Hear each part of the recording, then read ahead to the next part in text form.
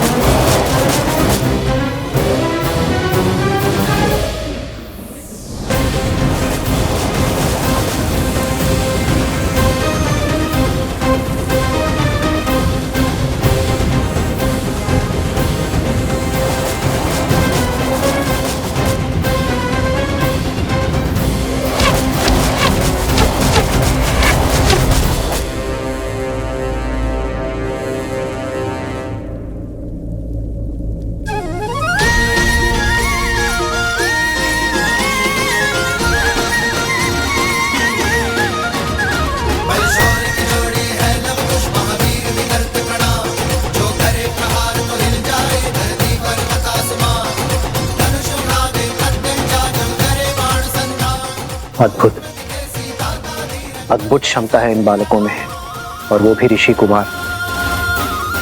इस आयु में ऐसे धनुर्विद्या का प्रदर्शन तो राजकुमारों के भी बस की बात नहीं। इनकी प्रतिभा अतुल्य है महाराज।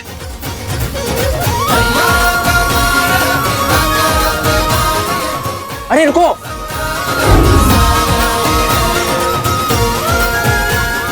रोको। सैनिक भी इन्हें खोज नहीं पाए हैं महाराज। ये दोनों बालक असाधारण प्रतीत हो रहे हैं। आपने तो इनका पराक्रम निकट से देखा है, किंतु अब मुझे उन्हें प्रतियोगिता के अंतिम चरण को जीतते हुए निकट से देखने की इच्छा हो रही है। मैं स्वयं उन्हें खोजने की इच्छा रखता हूं। अवश्य, मैं भी आपके साथ चलता हूं। आपका ये अतिथियों को छोड़कर जाना उचित नहीं होगा। आप यही रहिए। मेरे स्थान पर मेरा हनुमान उपस्थित रहेगा। जैसे प्रभु की इच्छा।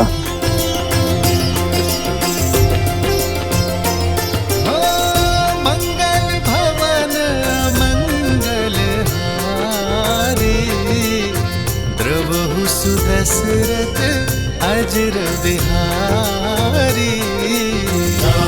सिया राम जय जय राम।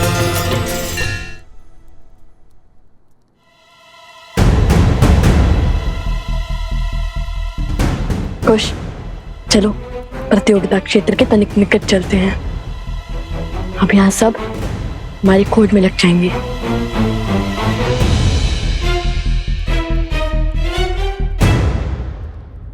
अद्भुत धनुर्विद्या का प्रमाण देते हुए हमारे गुप्त प्रतियोगी ने दूसरा चरण जीत लिया है, और इसी के साथ हम आ पहुंचे हैं इस स्पर्धा के आखिरी चरण में। अब देखना यह है कि इस अंतिम चरण में वो हमारे समक्ष आते हैं या नहीं। तो ध्यान से सुनो, इस चरण में महाराज जनक का अश्व, जिसे आसपास के सभी 12 राज्यों में सबसे तीव्र होने का गौरव प्राप्त है, उसे बिना क्षति पहुंचाए रोक पाएगा वो होगा प्रतिस्पर्धा का विजेता।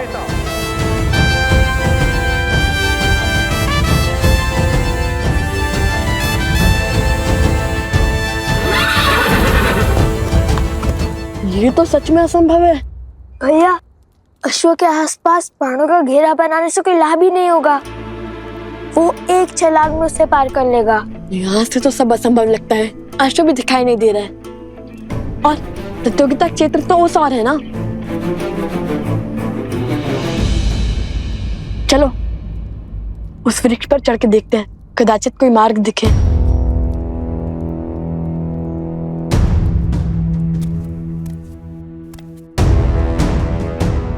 सैनिक आ रहे, धनुष छुपा।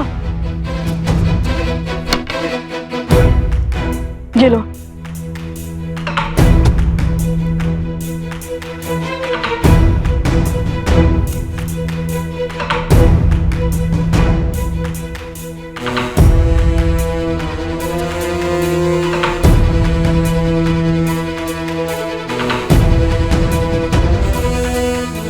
ये तो अयोध्या के सैनिक हैं। इतने सैनिक मिलकर उन 2 बालकों को नहीं खोज पा रहे हैं। शीघ्र ही हमें उन दोनों को महाराज के समक्ष ससम्मान प्रस्तुत करना होगा।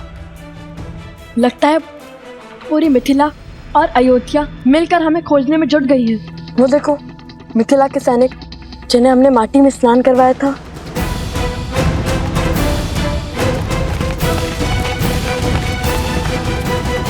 ये अकस्मात रुक क्यों गए? लगता है राजघराने से कोई आ रहा है।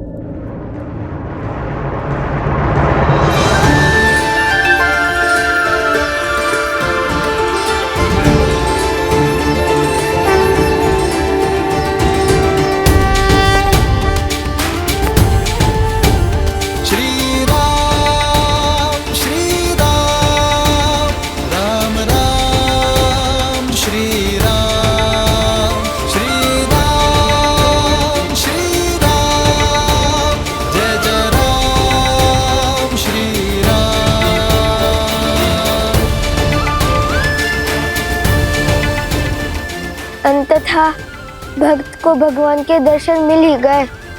हमारे आराध्य, हमारे भगवान बिल्कुल वैसे ही जैसे सीता मैया ने विभीषण जी को बताया था। श्री रामचंद्र कृपालो भजमन हरण भव भय दारुणम। नवकंज लोचन कंज मुख कर पदकंजारुणम। कंदर्प अगणित अमित छवि नवनील नीरज सुंदरम। पटपीत मानहु तडित रुचि शुचि नौमि जनक सुतावरम।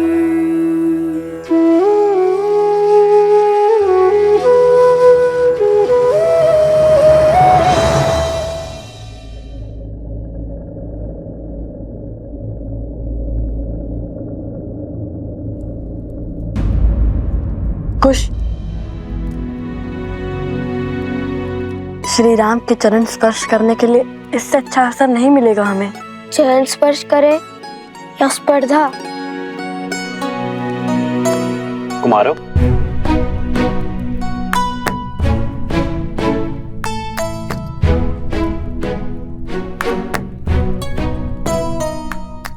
आभास होता है ये भार बहुत अधिक है। लाइए मैं सहायता कर देता हूँ। नहीं नहीं नहीं, हम स्वयं ले जाएंगे। प्रतिदिन का कार्य है भद्र। आप दोनों बड़े परिश्रमी प्रतीत होते हैं। हमारी माता ने सिखाया है कि अपना कार्य सदा स्वयं करना, किसी की सहायता नहीं लेना।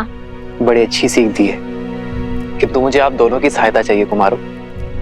कि आपने हाथों में धनुष लिए 2 ऋषि कुमारों को देखा है? केश भी लंबे हैं उनके। हाँ हाँ, उस ओर गए वो दोनों ऋषि कुमार।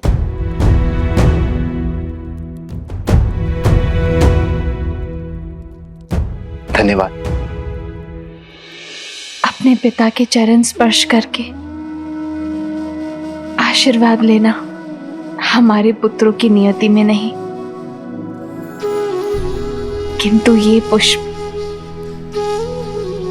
वो दोनों ही लेकर आए हैं आर्य। इसमें उनका स्पर्श है, स्वीकार कीजिए।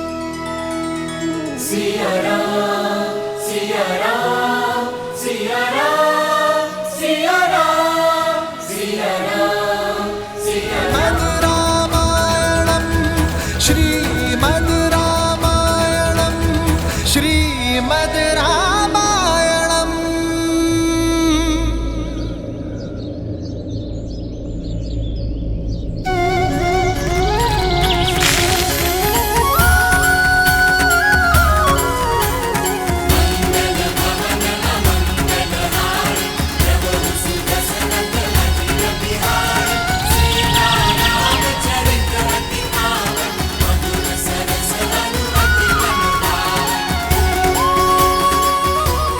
प्रसन्न रहो।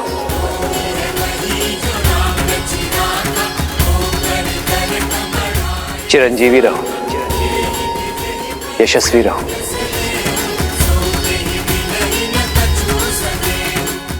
ये कैसा अद्भुत आभास है। अब तक जिस मन को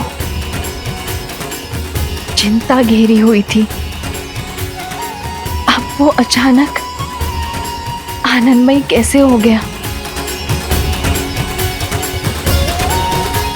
कैसा शुभ संकेत है ये।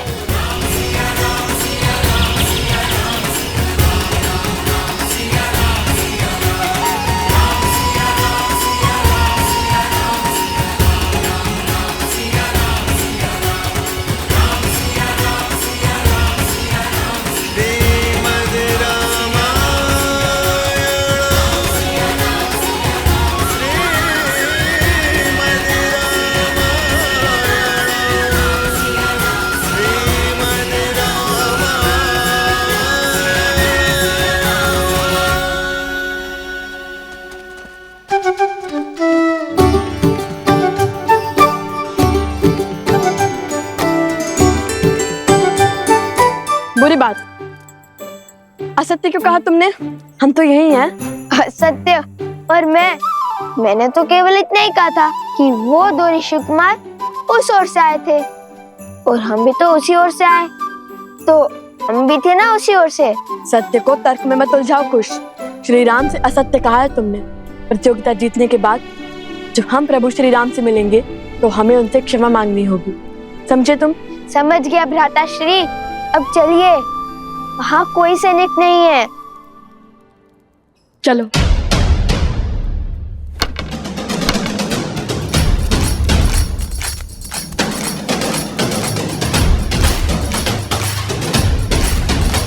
भैया, अब तो अंतिम स्पर्धा बची है, उसके बाद छुपने छुपाने के खेल से मुक्ति मिल जाएगी।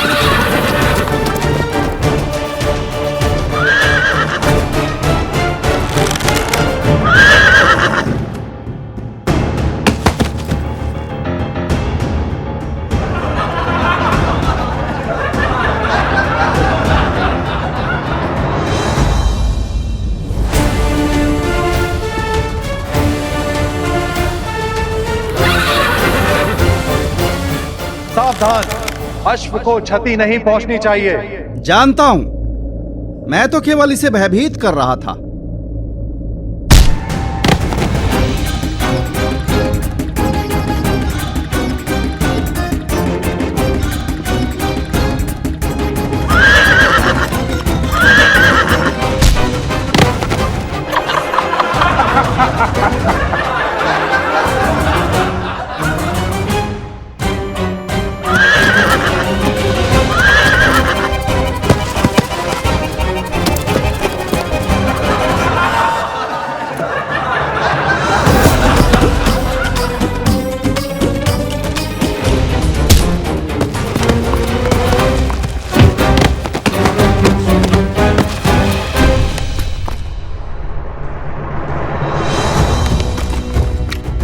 अश्व प्रतियोगिता के स्थल से बाहर निकल चुका है भैया। हमें उसे इसी नगर में रोकना होगा, अन्यथा न जाने कौन कौन से राज्य घुमा देगा ये हमें।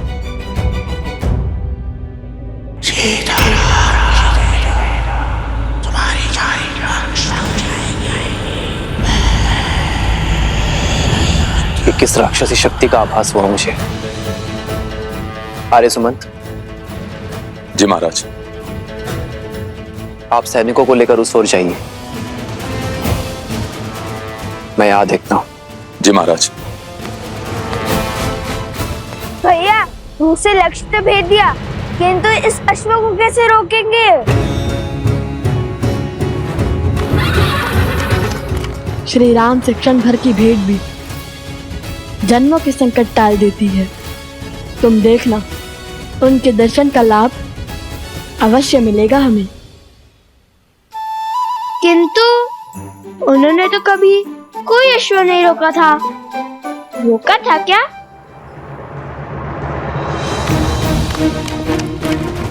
वो देखिए भैया, वो रहा। कुछ सोचिए भैया, कैसे रोके इस अश्व को? यदि हमें मार्ग नहीं दिख रहा तो हम उसके मार्ग का अवरोध बन जाएंगे। सज्जो कुछ फिर विचार कर लीजिए भैया, मुझे तो ये बड़ा क्रोधित लग रहा है। सोचो कुछ, श्री राम ने क्या कहा था? उन्होंने तो कहा था प्रसन्न रहो, संतुष्ट रहो और चिरंजीवी रहो। किंतु इस अश्व को पकड़ने में क्या संतुष्टि, क्या प्रसन्नता होगी भैया? प्राणी प्रसन्न और संतुष्ट कब होता है? मैं तो तब संतुष्ट रहता हूँ जब मेरा पेट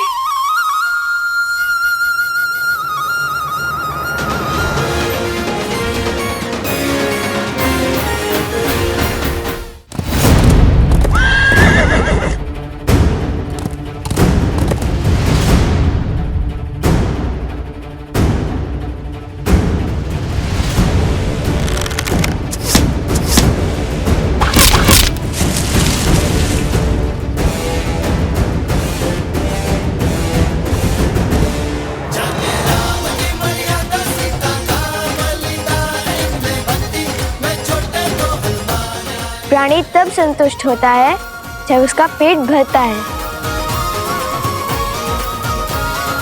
महाराज की जय हो। महाराज, दोनों ऋषि कुमारों ने अश्व की भूख मिटाने के लिए उसके आगे पत्तों का भंडार लगा दिया है। अब वे अश्व को लेकर प्रतियोगिता क्षेत्र में आ रहे हैं महाराज।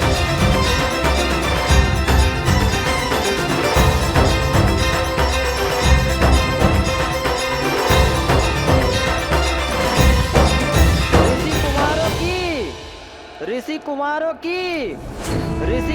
की लगता है तुम्हारे मित्र स्पर्धा जीत गए हैं। समय आ गया है जब उस प्रतियोगिता क्षेत्र में उन्हें पुरस्कार मिल रहा होगा। तब पूरे नगर के समक्ष तुम्हें उन्हें जीवन का सबसे बड़ा आघात देना होगा। संसार को बताना होगा कि लवकुश सीता के पुत्र है। जो सत्य देवी सीता ने संसार से छुपाए, स्वयं भगवान वाल्मीकि भी जिसे उजागर नहीं करना चाहते, वो आप क्यों सबके सामने लाना चाहते हैं? क्या मिलेगा आपको माता सीता और लव कुश को दुख पहुंचाकर?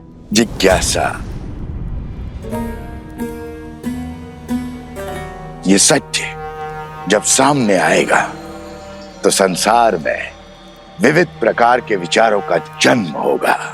कोई राम से इसलिए घृणा करेगा क्योंकि उसने अपनी गर्भवती पत्नी का त्याग किया। कोई सीता पर संदेह करेगा। मैं कुछ नहीं कहूंगा, चाहे तो आप मेरे सर के टुकड़े टुकड़े कर दे। लगता है मुझे अपनी मायावी शक्तियों से ही तुमसे अपनी बात मनवानी पड़ेगी।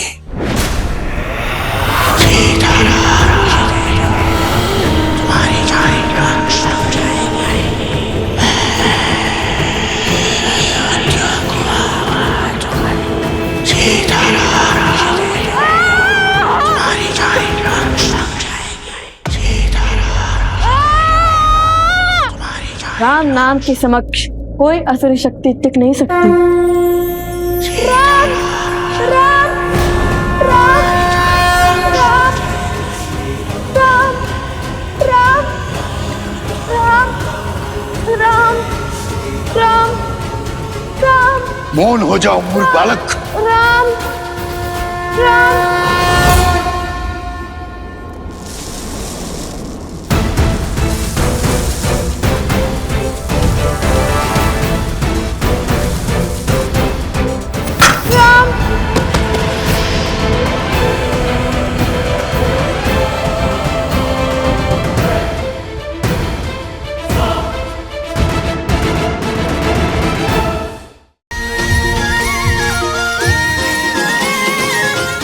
ऋषि कुमारों की, ऋषि कुमारों की, ऋषि कुमारों की। भैया, श्री राम और माता सीता दिखाई नहीं दे रहे हैं। मेरे नेत्र भी उन्हें ही ढूंढ रहे हैं।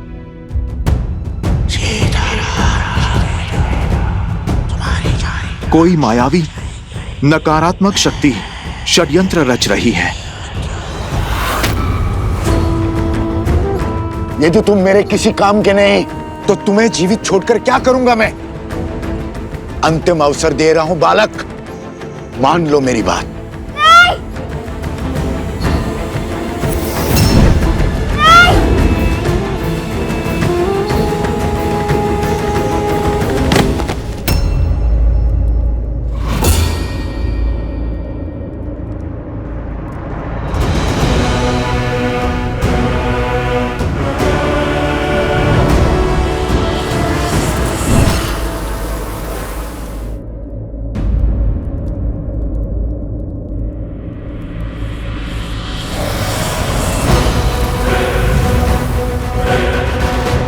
बालक, बालक उठो। मुझे पराजय स्वीकार नहीं है राघव। मैं तुमसे जीत के रहूंगा, तुम्हें हरा कर रहूंगा मैं।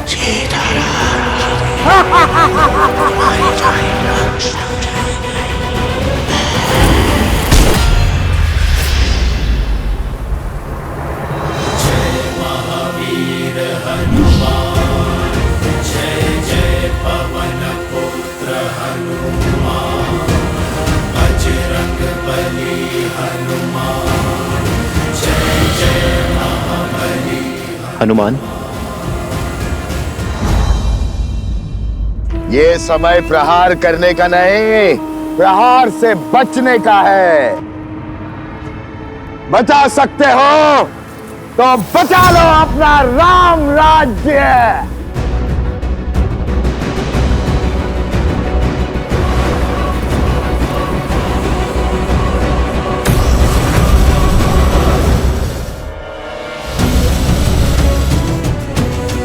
महाराज, वो बालक मिल गए। इस बालक को संभालिए आर्य सुमंत। जी महाराज। मुझे इसी क्षण जाना होगा आर्य सुमंत। रथ को सज्ज कीजिए।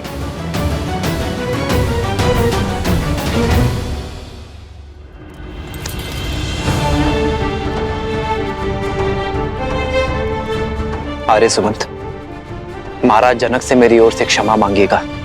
उनसे विदा लिए बिना जाना पड़ रहा है, और उन ऋषि कुमारों को मेरी ओर से ये भेंट दीजिएगा। कभी अवसर मिला तो उनसे भेंट का लाभ मिलेगा मुझे।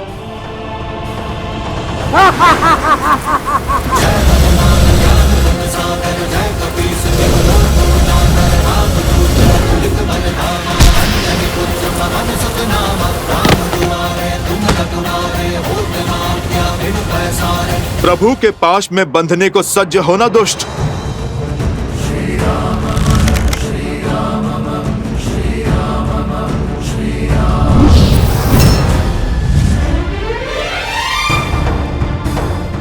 अयोध्या चलो हनुमान, हमारे पास समय अधिक नहीं है।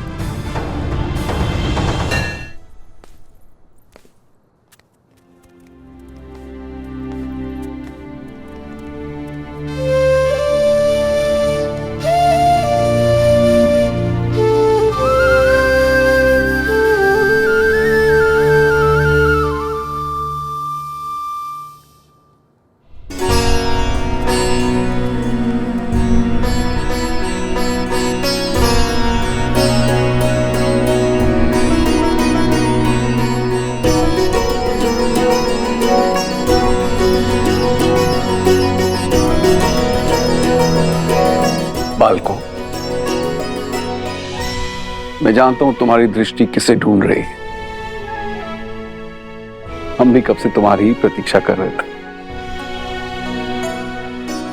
मैं ये भी जानता हूं कि इतने असंभव चुनौतियों को संभव कौन कर रहा था। ईश्वर की असीम कृपा है तुम दोनों पर। तुम दोनों केवल धनुर्धारी ही नहीं हो, बल्कि बुद्धिमान और साहसी भी हो। धर्म के अर्थ को समझने की क्षमता भी रखते हो। राजाओं से पराक्रमी और वीर भी हो और बालकों से नटखट भी। मैं और श्री राम तुम दोनों से अत्यंत प्रभावित हैं।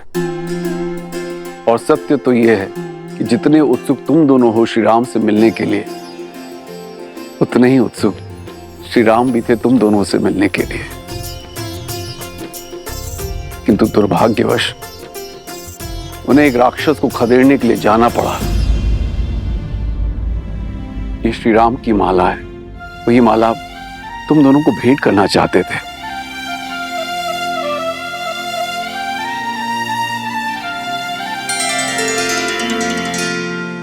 कितना सुंदर रूप है, इतना सुंदर भाव और स्वभाव है,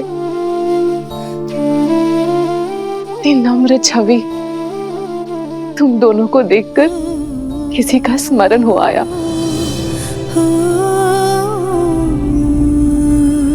माता सीता, माता सीता भी श्री राम के साथ है? बताइए ना, माता सीता है उनके साथ?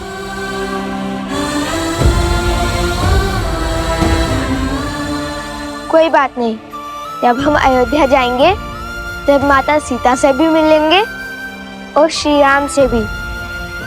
हमारी माता कहती है कि जो बीत गया उससे सोच सोचकर दुखी होना व्यर्थ है, इसलिए आगे का सोचना चाहिए।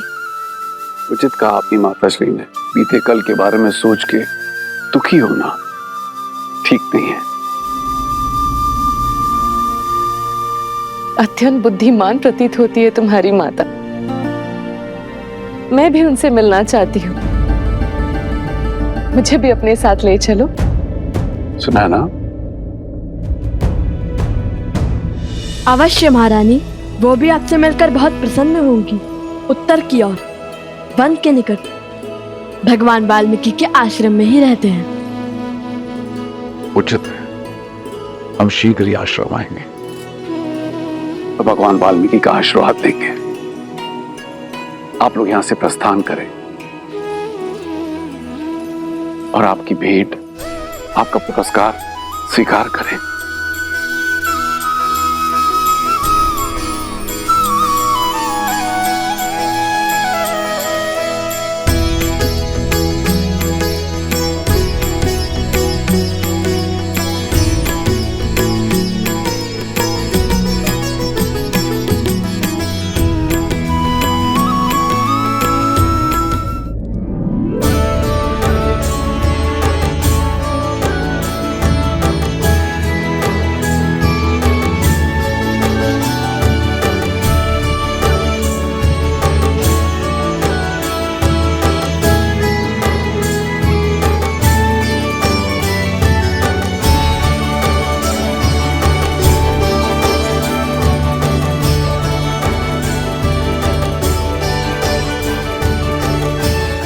मिथिला की कन्याएं बड़ी कठोर होती हैं। एक बार जो उन्होंने किसी को पति स्वीकार लिया तो यमराज भी उनका मन नहीं बदल सकता।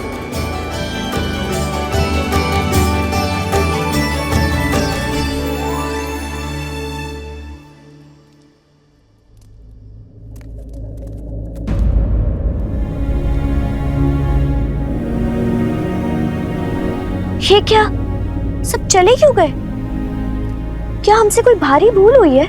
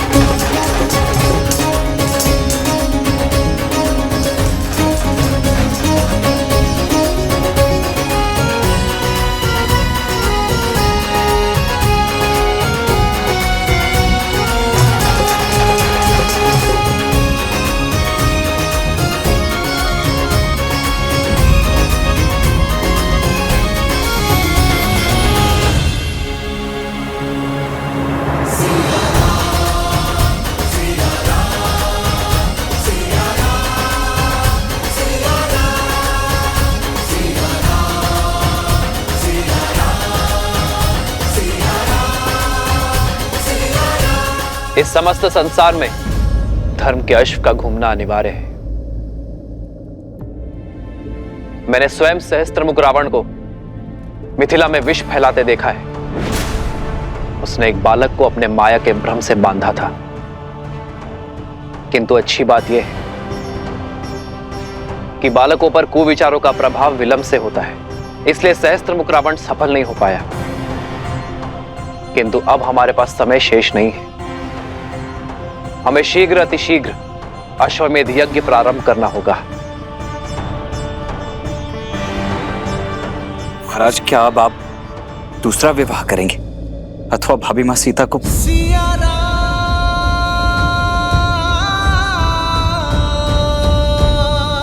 तो अब आगे के लिए क्या आज्ञा है महाराज? क्या इस यज्ञ से पूर्व महाराज के दूसरे विवाह का आयोजन करना होगा?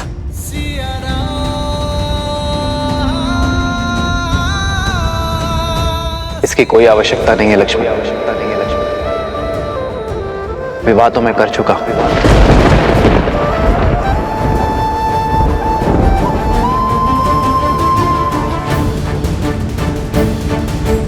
7 दिन के पश्चात मैं प्रजा के सामने अपनी पत्नी के साथ उपस्थित हो जाऊंगा।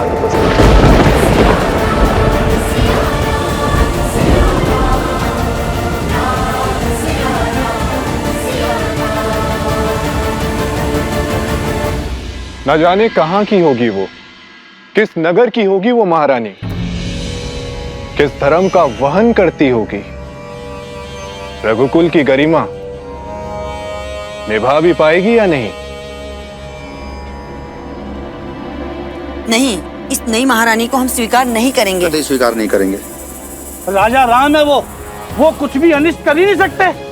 उन्होंने विवाह किया क्योंकि यही उचित था। राजा है, इसका तात्पर्य नहीं कुछ भी अनुचित करेंगे। हमारे महाराज ने हमेशा उचित कार्य ही किए हैं। ये उचित नहीं है। यही उचित है। ये उचित नहीं है। यही उचित है। हमारे दिख रहा था अन्याय है ये। आप ये कैसे कह सकते हैं? क्योंकि हमारे महाराजा का ध्यान रखा ही है। क्योंकि हमारे महाराजा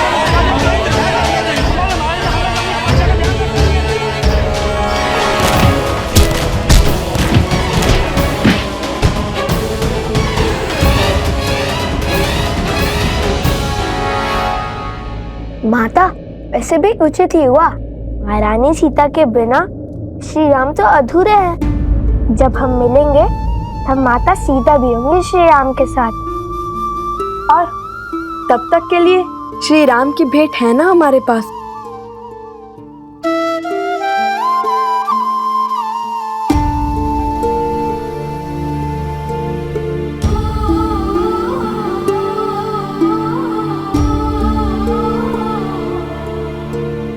देखिए ना माता, कितना सुंदर हार है। राम सिया राम सिया राम सिया राम, राम सिया राम सिया राम, राम सिया राम सिया राम सिया राम, राम सिया राम सिया।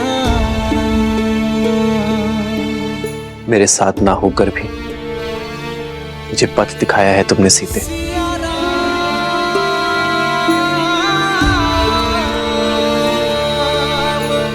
प्रभु, आप जो करेंगे वो उचित ही होगा, किंतु प्रजा में जो ये तर्क वितर्क चल रहा है, इसे रोकने का मार्ग अवश्य ही खोजना होगा। अपने हृदय को और दृढ़ बनाने के लिए मुझे तप का मार्ग खोजना होगा हनुमान।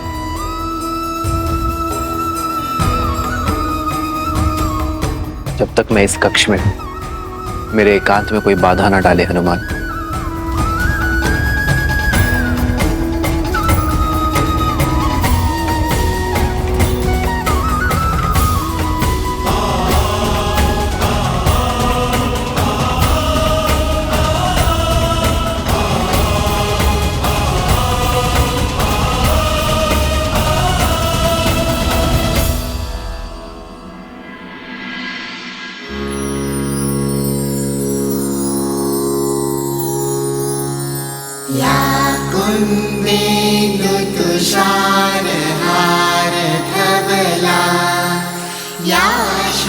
शुभ्रवस्त्रावृता या वीणावरदण्डमण्डितकरा या श्वेतपद्मासना या ब्रह्माच्युतशङ्कर प्रभृतिभिः देवे सदा वन्दिता सा मां पातु सरस्वती भगवती निशेषजाड्यापहा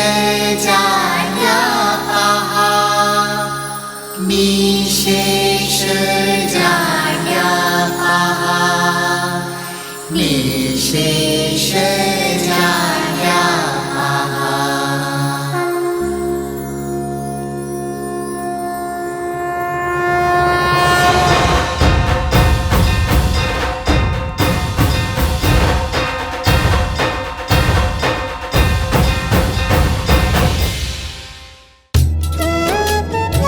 भगवान वाल्मीकि का आशीर्वाद सदा तुम पर बना रहे पुत्रों। उठो। गुरुदेव, आज सरस्वती माता की पूजा क्यों? बताता हूँ, परंतु इससे पहले ये बता दूं कि भगवान वाल्मीकि की क्या इच्छा है। पुत्रों, तुमने मिथिला में अपने शौर्य का परचम लहराया, किंतु अब भगवान वाल्मीकि कुछ और चाहते हैं। उनका आदेश धनुष बाण का त्याग कर हाथ में वीणा उठाने का है, क्योंकि संपूर्ण व्यक्तित्व वो होता है जिसमें केवल बल और बुद्धि ही नहीं, कला भी सम्मिलित हो। और कला के बिना प्रभु भी पशु हैं। कला तो रावण के पास भी थी। बल, बुद्धि, कला और धर्म, ये चार स्तंभ से व्यक्ति का व्यक्तित्व बनता है। रावण के पास बल, बुद्धि और कला तो थी, किंतु धर्म नहीं था। और वो धर्म क्या है गुरुवर? उस धर्म को भी जान जाओगे जब अपने अगले प्रवास से लौटोगे। कहाँ का प्रवास? अयोध्या।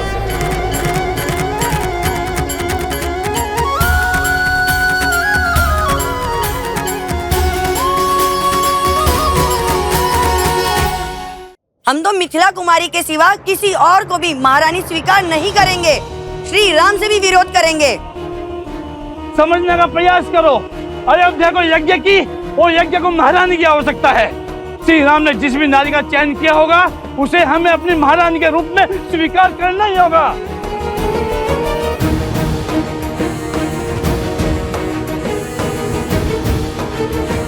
कौशल राज राजा रामचंद्र की जय। राजा रामचंद्र की जय। राजा रामचंद्र की जय। राजा रामचंद्र की जय।